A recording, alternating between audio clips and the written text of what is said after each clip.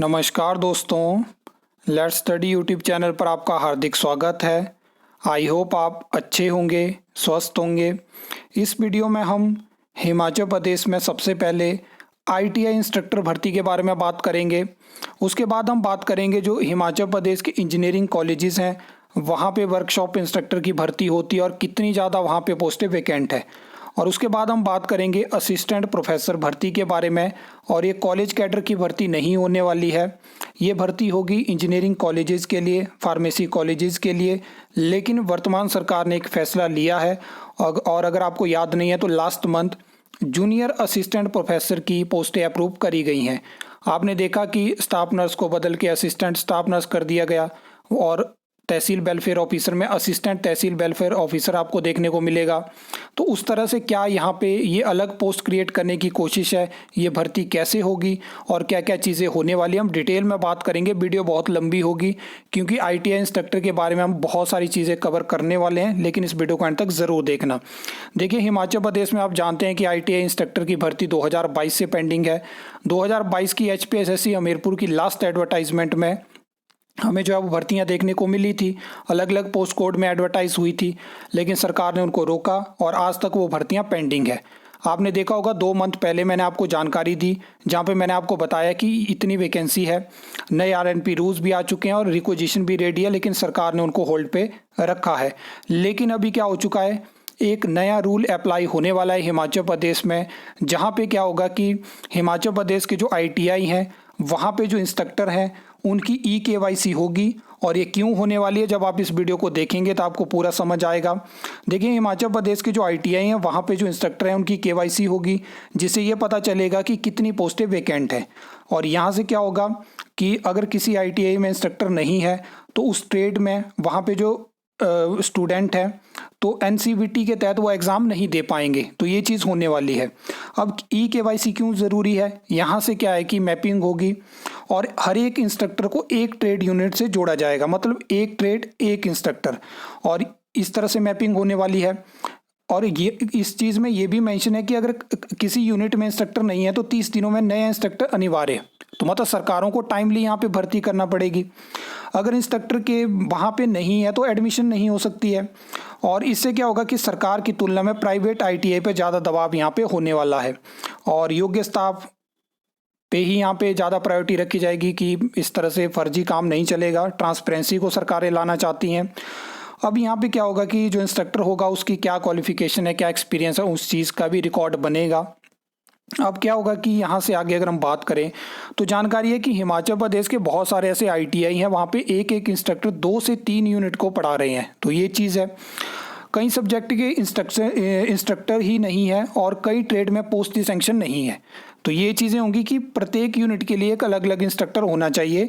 ये rule apply होने वाला है, लेकिन उससे पहले सरकार केवाईसी करवाएगी और पूरा रिकॉर्ड अपने पास लेगी, फिर आगे देखेगी क्या चीज़ें होने वाली है। और ये स्टेट गवर्नमेंट नहीं करने वाली है, सेंट्रल गवर्नमेंट करने वाली है। ठीक है, अब ये चीज़ हो जाएगी। बाकी अगर यहाँ पे क्या है कि एनसीबीटी की मान्यता अगर छीन जाती है तो एससीबीटी के एग्ज़ाम ही दे पाएंगे जो आईटीआई करेंगे, उसके बाद वो दूसरे स्टेट में नौकरी के लिए एलिजिबल नहीं होंगे। हिमाचल प्रदेश में बताया जा रहा है कि इस टाइम पे जो इंस्ट्रक्टर की ई-केवाईसी होगी तो उसके बाद आईटीआई की जो वर्किंग होगी उसमें थोड़ा दबाव आने वाला है। और इस टाइम पे स्टेट में 126 गवर्नमेंट आईटीआई हैं, 154 प्राइवेट आईटीआई हैं, 20,000 के आसपास यहाँ पे स्टूडेंट इस टाइम पे पढ़ाई कर रहे हैं। तो ये चीज़ होने वाली है। अब क्या इसके बाद सरकार टाइमली आईटीआई इंस्ट्रक्टर की भर्ती करेगी और ये इसमें क्या होने वाला है, जो ई-केवाईसी होगी इंस्ट्रक्टर की वो दूसरे संस्थानों के प्रिंसिपल के द्वारा होगी और बहुत जल्दी ये काम शुरू होने वाला है। 8 मई के रिगार्डिंग यहाँ पे डेडलाइन रखी गई है। अब बात कर लेते हैं जो डिपार्टमेंट की तरफ से आईटीआई इंस्ट्रक्टर के रिगार्डिंग जानकारी दी गई है। 150 पोस्टें इन्होंने 2022 में एडवर्टाइज करवाई थी एचपीएसएससी हमीरपुर की लास्ट एडवर्टाइजमेंट से।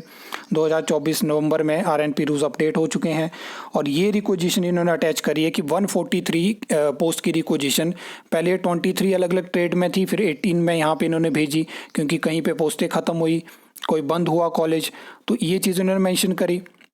अब इन्होंने बताया था कि रिक्वेजिशन हमने जनवरी 2025 में भेज दी है। एक चीज़ मैं आपको बता दूं कि वर्तमान सरकार ने टेक्निकल एजुकेशन की, चाहे वो लेक्चरर इंजीनियरिंग की वैकेंसी हो, चाहे ये वैकेंसी हो, इनको जानबूझ के रोका है। ग्रुप इंस्ट्रक्टर भर्ती के साथ आप जानते हैं कि क्या हुआ, 2024 में एडवर्टाइज होने के बाद 2 दिन पहले आपको उसका फाइनल रिजल्ट देखने को मिला। अभी ज्वाइनिंग के लिए कितना इंतजार करना पड़ेगा वो एक अलग बात है। तो ये चीज़ें हैं। बाकी हम बात कर लेते हैं जो हिमाचल प्रदेश के इंजीनियरिंग कॉलेजेस हैं, वहाँ पे असिस्टेंट प्रोफेसर इंजीनियरिंग की वैकेंसी होती है, वर्कशॉप इंस्ट्रक्टर की वैकेंसी होती है। लास्ट मंथ 60 पोस्टें जो है वो इन्होंने कैबिनेट से अप्रूव करी हैं, जिसमें मेंशन था कि जूनियर असिस्टेंट प्रोफेसर की भर्ती करी जाएगी और मेंशन था कि फार्मेसी कॉलेज के लिए होगी और इंजीनियरिंग कॉलेज के लिए होने वाली है। अगर हम बात करें असिस्टेंट प्रोफेसर इंजीनियरिंग की, तो सैंक्शन कैडर 142 पोस्ट का है, जिसमें कि इस टाइम पे आप अंदाज़ा लगा सकते हो 85 पोस्ट असिस्टेंट प्रोफेसर की हिमाचल प्रदेश के 5 इंजीनियरिंग कॉलेज में वैकेंट है। अंदाजा लगाइए। लेक्चरर के बारे में भी हम बात करेंगे, हम इंस्ट्रक्टर के बारे में भी बात करेंगे, हम इस वीडियो में वर्कशॉप इंस्ट्रक्टर के बारे में भी बात करेंगे। देखिए, जो जूनियर असिस्टेंट प्रोफेसर की भर्ती होने वाली है, आपने देखा असिस्टेंट स्टाफ नर्स आई, अभी असिस्टेंट तहसील वेलफेयर ऑफिसर आएंगे, लेकिन असिस्टेंट स्टाफ नर्स की भर्ती तो राज्य चयन आयोग हमीरपुर ने कर दी, कोर्ट में केस पेंडिंग है। लेकिन क्या असिस्टेंट तहसील वेलफेयर ऑफिसर की भर्ती पब्लिक सर्विस कमीशन शिमला करेगा? क्या ये यहाँ पे अगर जूनियर असिस्टेंट प्रोफेसर की भर्ती आती है, क्या ये भी 5 साल के लिए होगी? क्या क्या चीज़ें होंगी? क्या क्वालिफिकेशन को यहाँ पे भी बदला जाएगा? क्योंकि हमने देखा है कि कहीं कहीं पे क्वालिफिकेशन में भी हमें चेंजेस देखने को मिलेंगे। क्या इसको गेस्ट फैकल्टी के तौर पे रखा जाएगा? क्या ये टेम्पररी जॉब होगी? तो ये चीज़ों के ऊपर अभी काम चला है और जैसे इन पे एग्जैक्ट जानकारी मिलेगी तो आपको बताने की कोशिश करूंगा। फिलहाल मैंने आपको एग्जैक्ट आंकड़े बता दिए कि इंजीनियरिंग कॉलेज में असिस्टेंट प्रोफेसर इंजीनियरिंग की इतनी वैकेंसी है। आइए वर्कशॉप इंस्ट्रक्टर देख लिए। इन्हीं इंजीनियरिंग कॉलेजेस में देखिए वर्कशॉप इंस्ट्रक्टर की vacancy, sanction cadre 42, current vacancy 38, मात्र 4 पोस्टें भरी गई हैं, बाकी सारी पोस्टें वैकेंट है। वर्कशॉप इंस्ट्रक्टर की भर्ती हमें लास्ट टाइम पे 2022 में ही देखने को मिली थी HPSSC हमीरपुर के एडवर्टाइजमेंट में। तो यहाँ पे सरकारों को मैं कह रहा हूँ कि ये भर्तियाँ, टेक्निकल भर्तियाँ आपको करनी पड़ेंगी, चाहे आप उसको टेक्निकल में यहाँ पे जो टीचिंग स्टाफ है उसको भी रख सकते हैं, चाहे वो JE है, चाहे वो AE है, चाहे वो असिस्टेंट प्रोफेसर इंजीनियरिंग है, चाहे वो लेक्चरर इंजीनियरिंग है, चाहे वो इंस्ट्रक्टर है, चाहे वो वर्कशॉप इंस्ट्रक्टर है, चाहे वो ग्रुप इंस्ट्रक्टर है, आपको भर्तियाँ करनी पड़ेंगी। आप ऐसा नहीं है कि आप इन सभी भर्तियों को, टेक्निकल भर्तियों को रोकोगे। इतना टाइम हो चुका है, बहुत ज़्यादा। हिमाचल प्रदेश के जो कॉलेजेस हैं वहाँ पे अगर आप चाहते हो कि जो आप एजुकेशन यहाँ के स्टेट के स्टूडेंट को देना चाहते हो, तो उसमें आपको स्टाफ को भरना पड़ेगा। आप जैसे भी भरिए, भरना पड़ेगा। अब नेताओं की तरह, बड़े बड़े अधिकारियों की तरह सबके पास यहाँ पे इतने पैसे नहीं होते हैं कि वो बाहर जाएं, स्टेट के बाहर, कंट्री के बाहर जाएं। और यहाँ पे आप स्टेट के जो यहाँ पे मिडिल क्लास हैं उनके बच्चे अगर यहाँ पे पढ़ना चाहते हैं तो अब वहाँ पे आगे वो जाते हैं तो उनको पता चलता है कि यहाँ पे तो लेक्चरर ही नहीं है, यहाँ पे तो प्रोफेसर ही नहीं है, यहाँ पे तो इंस्ट्रक्टर ही नहीं है। तो क्या चीज़ें आप यहाँ से क्या मैसेज देना चाहते हो फ्यूचर जनरेशन को, मैं ये चीज़ पूछना चाहता हूँ। तभी मैंने इस वीडियो को पूरा इतना कवर किया और आपको कोई भी इतना डेटा अलग अलग चैनल प्रोवाइड नहीं कर सकते। मैं पूरा जो जानकारी देता हूँ आपको विद डेटा देता हूँ, विद फैक्ट देता हूँ और आपके सामने हर एक चीज़ रखी जाती है। अब इस वीडियो में क्यों मैंने आपको असिस्टेंट प्रोफेसर की वैकेंसी के बारे में बताया, क्यों वर्कशॉप इंस्ट्रक्टर की वैकेंसी की, इसलिए बताया कि आप देखिए इतनी वैकेंसी होने के बाद भी सरकारें भर्ती नहीं करना चाहती हैं। एक तरफ आर्थिक स्थिति कहते हैं, लेकिन एजुकेशन को आप आर्थिक स्थिति के साथ एक पैरेलल नहीं रख सकते हो। एजुकेशन सबसे ज़्यादा ज़रूरी है और यहाँ पे प्रायोरिटी बेसिस पे भर्ती होनी चाहिए। आई होप आपको ये वीडियो अच्छी लगी होगी, इन्फॉर्मेटिव लगी होगी। तो वीडियो को लाइक, कमेंट, शेयर कर सकते हो, चैनल को सब्सक्राइब कर सकते हो फॉर द न्यू अपडेट्स के लिए।